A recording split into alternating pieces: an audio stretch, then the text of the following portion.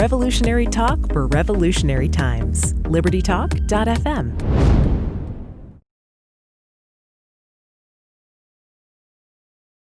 We need more people that know how to use firearms.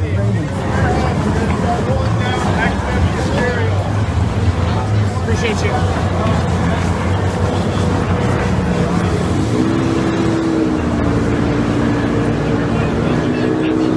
We just got told there's another group they're meeting with there, and then they'll be moving in a few minutes, so be ready.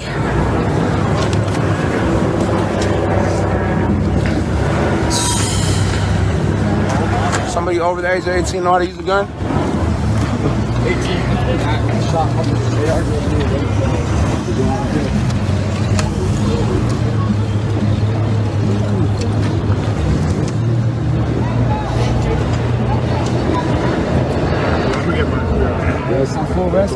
Take the clip out and put it back in. No one's gonna fucking ask me walking in here then. Nah, just come right back in. Hell nah, bruh.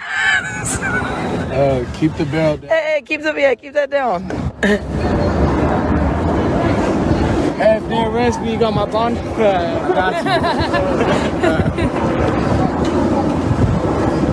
Hey, I got you, just don't say any names.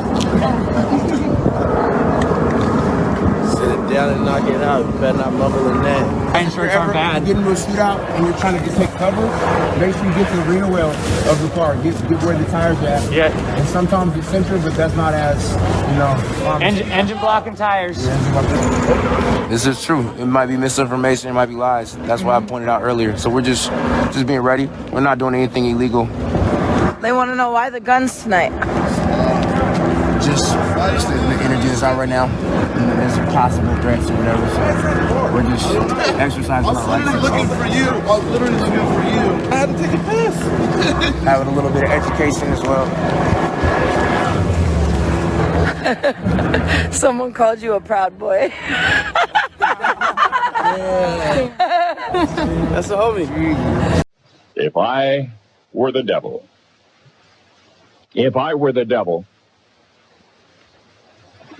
if I were the prince of darkness, I'd want to engulf the whole world in darkness, and I'd have a third of its real estate and 4/5 of its population, but I wouldn't be happy until I had seized the ripest apple on the tree.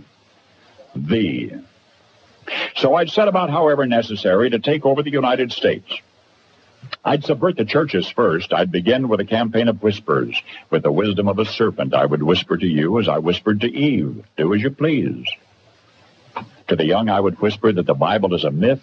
I would convince them that man created God instead of the other way around. I would confide that what's bad is good and what's good is square.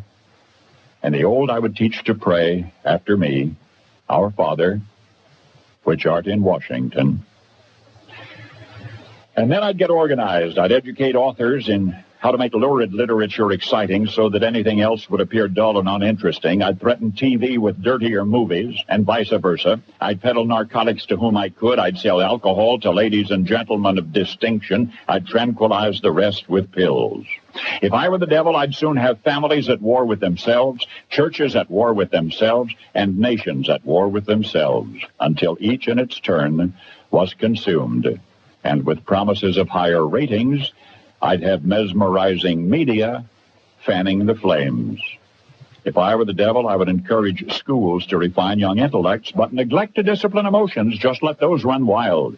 Until before you knew it, you'd have to have drug-sniffing dogs and metal detectors at every schoolhouse door. Within a decade, I'd have prisons overflowing.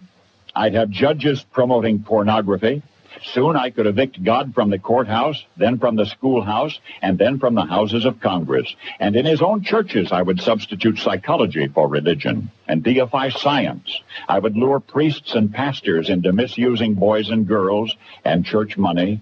If I were the devil, I'd make the symbol of Easter an egg and the symbol of Christmas a bottle. If I were the devil, I'd take from those who have and give to those who wanted until I had killed the incentive of the ambitious. And what'll you bet? I couldn't get whole states to promote gambling as the way to get rich. I would caution against extremes in hard work, in patriotism, in moral conduct. I would convince the young that marriage is old-fashioned, that swinging is more fun, that what you see on TV is the way to be. And thus I could undress you in public, and I could lure you into bed with diseases for which there is no cure. In other words, if I were the devil, I'd just keep right on doing what he's doing. Paul Harvey. Good day.